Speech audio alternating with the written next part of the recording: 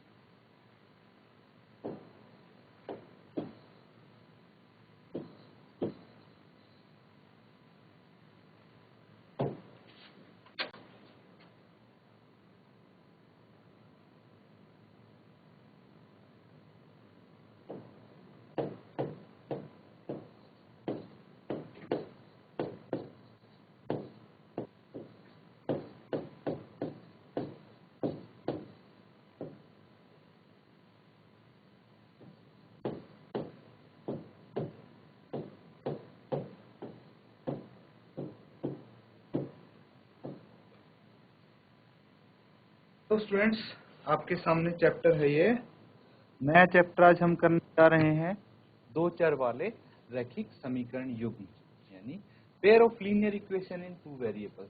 ये आपका चैप्टर है। तो बिल्कुल हम बिगिनिंग से इसको करेंगे, बेसिक से इसको करेंगे। और सबसे पहले हम जो चैप्टर का नाम है उसका मतलब हम सीखेंगे और आपको आइडिया भी हो जाएगा कि क्या हम यहाँ पे पढ़ने वाले हैं। तो सबसे पहले मुझे ये बताइए कि क्या आपको पता है वेरिएबल क्या होते हैं। यहाँ पे मैं लिख देता हूं आपके लिए। आज हम इंट्रोडक्शन करेंगे इसका। तो मुझे ये बताइए कि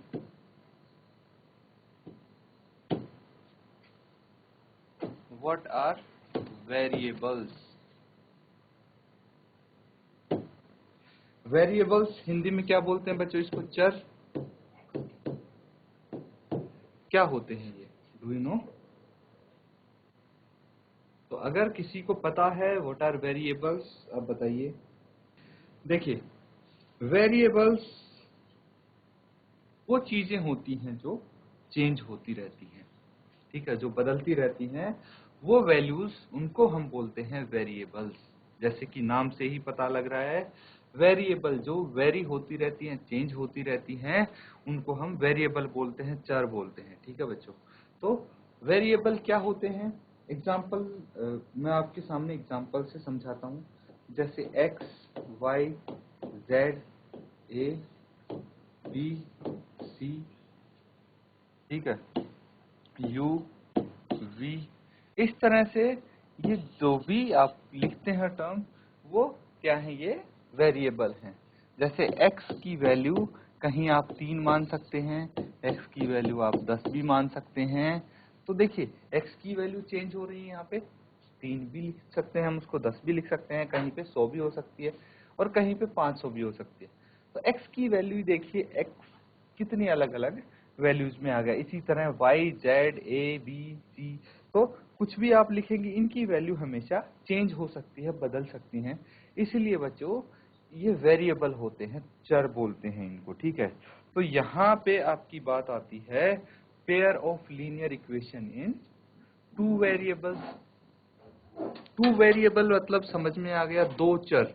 ठीक है, दो ऐसी चीज यहाँ पे यूज होंगी जिनकी वैल्यू चेंज हो सकती है, बदल सकती है बच्चों। ठीक है। तो अब हम सीखेंगे यहाँ पे इक्वेशन का मतलब क्या होता है। हालांकि आपने बहुत छोटी क्लास में ये चीज सीख ली होगी, बट स्टिल हम यहाँ पे करने वाले हैं कि इक्वेशन के बारे में हम पढ़ने वाले हैं। इक्वेशन, इक्वेशन यानी इसको समीकरण बोलते हैं हम। इक्वेशन यानी समीकरण हो जाता है बच्चों। ठीक है। क्या होता है समीकरण, इक्वेशन? किसी को अगर आइडिया हो तो बता सकते हैं बच्चों। अब देखिए, statement of equality, statement of equality मतलब दो साइड्स आपको दी होती हैं, एक लेफ्ट हैंड साइड होती है और एक राइट हैंड साइड होती है, दोनों के बीच में इक्वल का निशान आता है, बराबर का निशान आता है। ठीक है, जैसे अगर हम एग्जांपल लें तो 2x प्लस 3y बराबर है 12। ये एक समीकरण बन गया क्योंकि इसके बीच में देखिए इक्वल टू का निशान है, बराबर है, एक लेफ्ट हैंड साइड हो जाती है, एक राइट हैंड साइड हो जाती है। जैसे बच्चों अगर मैं आपको थोड़ा और डिटेल में समझाना चाहूं तो एक इमेज के द्वारा मैं आपको यहाँ पे समझाने की कोशिश करता हूँ। मान लीजिए एक यहाँ पे तराजू है, ठीक है, तराजू है,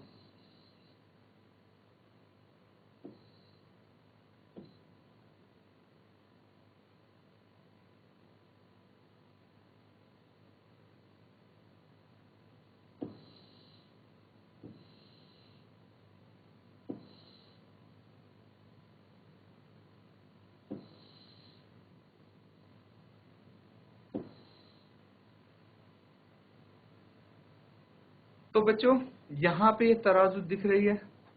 तो अगर ये लेफ्ट हैंड साइड वाला मान लेते हैं, इसको राइट हैंड साइड वाला मान लेते हैं, और अगर दोनों में बराबर वजन रखा होगा, ठीक है, तो इक्वल बोलेंगे।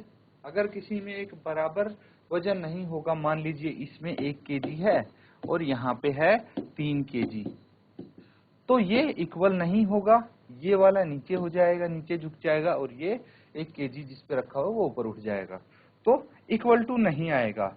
लेकिन अगर हमें बराबर करना है तो दोनों तरफ इक्वल वेट रखना पड़ेगा हमें, है ना। तो यहाँ पे भी मान लीजिए 3 केजी रख दिया हमने, यहाँ पे 3 केजी है ही, तो ये दोनों बराबर हो गए, इसीलिए left hand side right hand side के बराबर होता है। तो इक्वेशन इक्वालिटी मतलब क्या हुआ कि बच्चों दो चीजों को हम तुलना कर रहे हैं और वो दो चीज बराबर हैं, इसीलिए इसके बीच में इक्वल टू का साइन लगाते हैं, वही होती है बच्चों इक्वेशन। ठीक है, इसको हिंदी में समीकरण भी बोलते हैं बच्चों। ठीक है, तो यहां तक आप नोट डाउन कर लीजिए, आगे करते हैं फिर।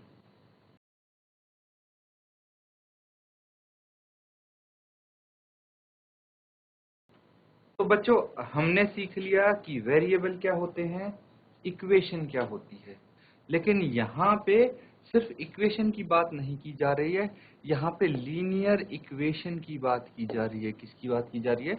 लीनियर इक्वेशन, यानी रैखिक समीकरण। तो ये क्या चीज होती है, इसके बारे में एक बार डिस्कस करते हैं हम।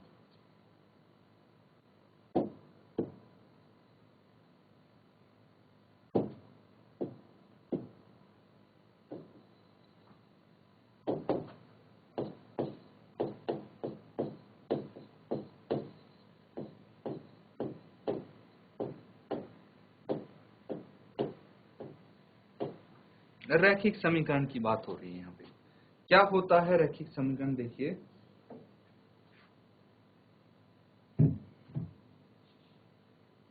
यहाँ पे वेरिएबल की जो हाईएस्ट पावर होती है वो 1 होती है। ठीक है, हाईएस्ट पावर ऑफ वेरिएबल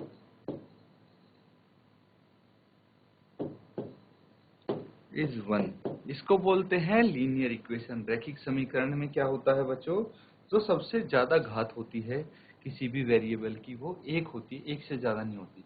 जैसे x है, इसकी घात 1 होगी, तो ये यहाँ पे लीनियर इक्वेशन होगा। ठीक है, जैसे 3x plus 4y is equal to 9, ये क्या है? लीनियर इक्वेशन है। लीनियर इक्वेशन क्यों है? देखिए x की y की दोनों की घात 1 है ना, उससे ज्यादा नहीं है, और दो वेरिएबल आ जाते हैं यहाँ पे। क्या आ जाते हैं? दो वेरिएबल, मतलब एक तो x है, एक चर x हो गया, दूसरा चर y हो गया, तो दो चर हो गए, दो वेरिएबल हो गए। यहाँ पे यही बोला गया है कि भाई लीनियर इक्वेशन इन 2 वेरिएबल। तो आप समझ गए यहाँ पे कि लीनियर इक्वेशन का मतलब क्या होता है, दो वेरिएबल। यहाँ पे क्यों बोला गया है? क्योंकि दो वेरिएबल के बारे में पढ़ने वाले हैं। अब देखिए कक्षा 9 में हमने पढ़ा था linear equation in two variable, है ना। 10वीं में हम पेयर पढ़ेंगे, जोड़े, ठीक है। Linear equation in two variable आपने कक्षा 9 में पढ़ा था। अब 10वीं में क्या है, थोड़ा सा एडवांस कुछ तो होना ही है, तो यहाँ पे पेयर ऑफ लीनियर आ जाता है। पेयर पढ़ेंगे यहाँ पे, मतलब उनका जोड़ा पढ़ेंगे, ठीक है। Linear equation in two variable का जोड़ा हम पढ़ेंगे, उसके बारे में यहाँ पे करने वाले हैं। तो चलिए कुछ एग्जाम्पल की मदद से हम यहाँ पे समझने की कोशिश करते हैं।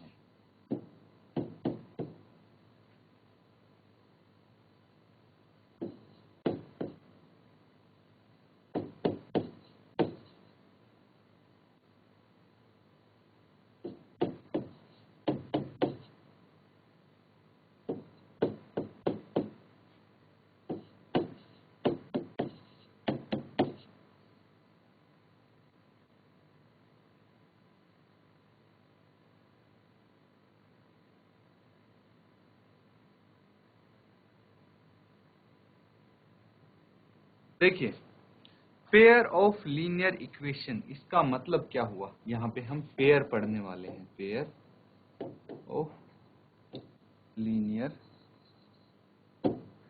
इक्वेशन इनटू वेरिएबल, बिल्कुल डिटेल से समझते हैं इस चैप्टर का जो नाम है उसका मतलब। अब लीनियर इक्वेशन इनटू वेरिएबल पिछली कक्षा में पढ़ी थी, अब आपको मतलब भी इसका पता है लीनियर इक्वेशन क्या होता है, दो वेरिएबल्स क्या होते हैं। तो देखिए किसी एक समीकरण को इसमें से अगर हम पिक कर लें तो ये लीनियर इक्वेशन है, क्योंकि x की और y की वैल्यू 1 है, और टू वेरिएबल इसलिए क्योंकि एक वेरिएबल यहाँ पे x हो गया, दूसरा y हो गया। बात आती है, पेयर की बात आती है, तो एक जैसे वेरिएबल होने चाहिए।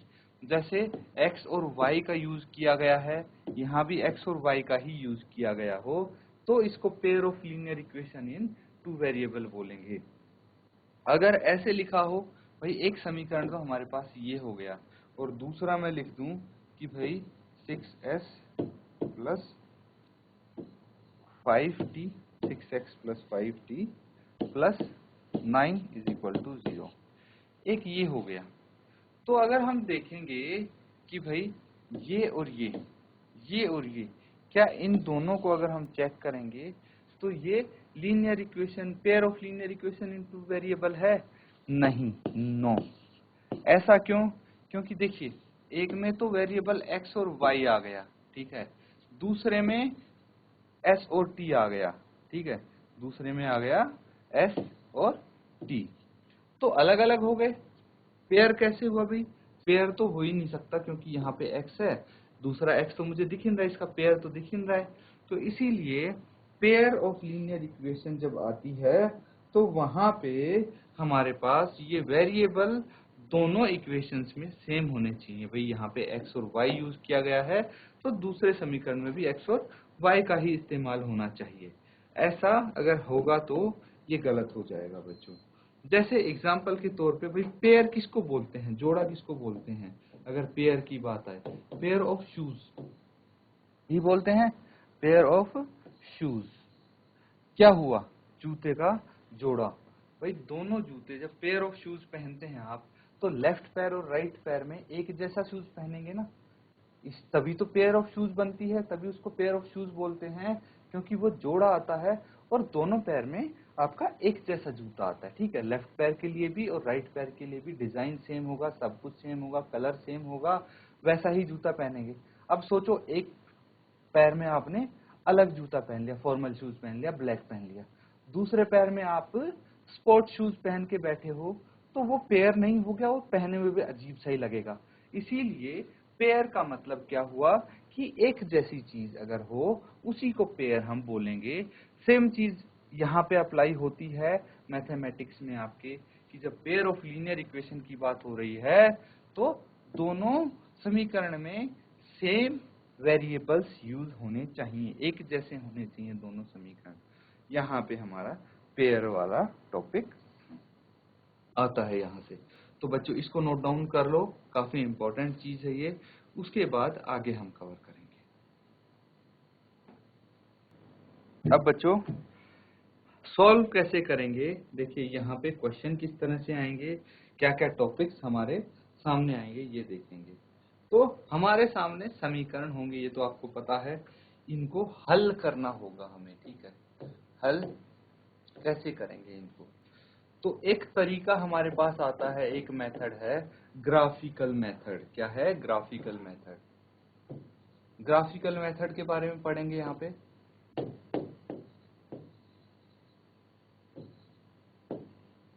दूसरा तरीका क्या होता है? दूसरा तरीका होता है बच्चों सब्स्टिट्यूशन मेथड, भी आएगा आपके सामने।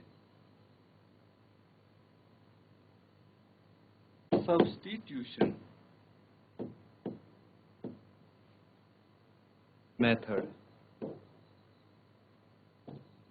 और एक तरीका है जो होता है एलिमिनेशन मेथड।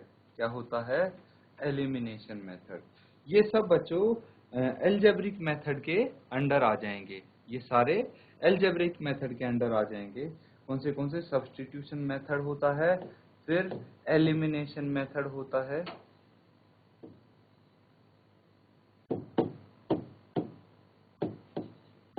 इसके बारे में भी हम यहाँ पे पढ़ेंगे। फिर होता है क्रॉस मल्टीप्लिकेशन मेथड।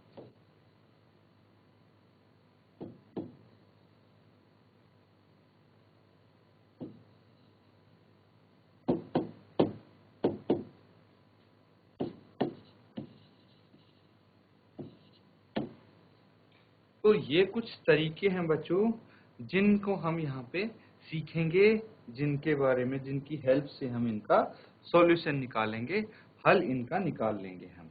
तो सबसे पहले ग्राफीय विधि आती है, ग्राफीय विधि, ग्राफिकल मेथड। इसको हम हिंदी में क्या बोलते हैं वो भी लिख लेते हैं इनको।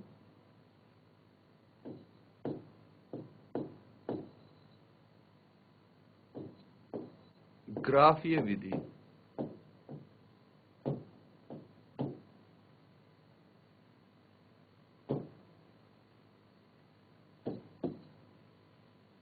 फिर सब्स्टिट्यूशन मेथड, इसको हिंदी में बोलेंगे प्रतिस्थापन विधि।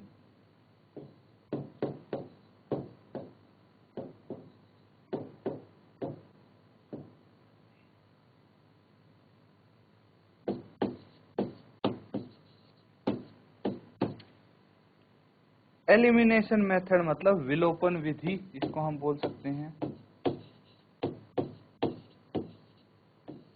विलोपन विधि।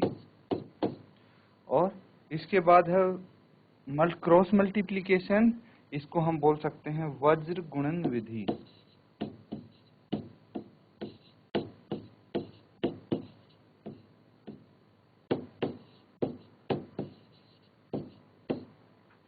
वज्र गुणन विधि। तो बच्चों ये तरीके हैं जो आप सीखेंगे, जिनकी मदद से हम linear pair of linear equation in two variable को हल करेंगे और उसमें जो भी वेरिएबल है उनका मान हम निकाल लेंगे। तो ये नोट डाउन कर लीजिए, कुछ एक्सरसाइजेज हैं जिनमें आप इनके बारे में पढ़ेंगे।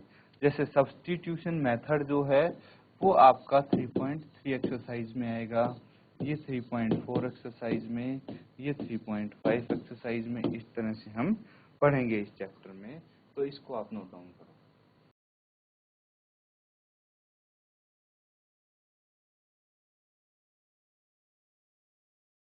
तो बच्चों अब हम जनरल फॉर्म के बारे में पढ़ेंगे इसकी, ठीक है।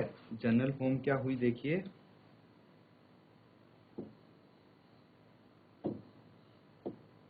General form.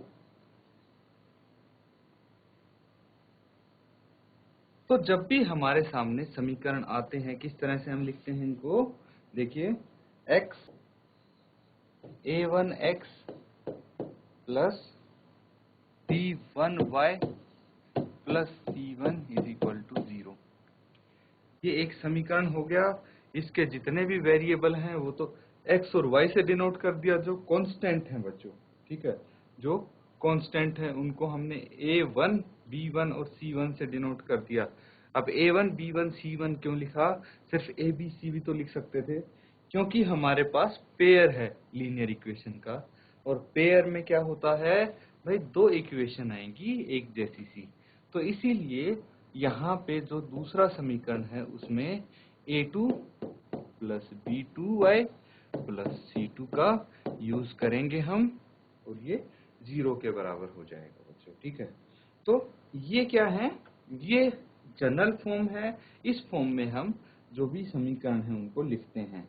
यहाँ पे x और y क्या हो गए आपको पता है बड़े अच्छे से बच्चों, ये तो वेरिएबल हो गए, है ना, ये वेरिएबल्स हो गए। a b c, a1 b1 c1 और a2 b2 और c2, ये दोनों क्या हो गए, ये दोनों हो गए बच्चों रियल नंबर्स।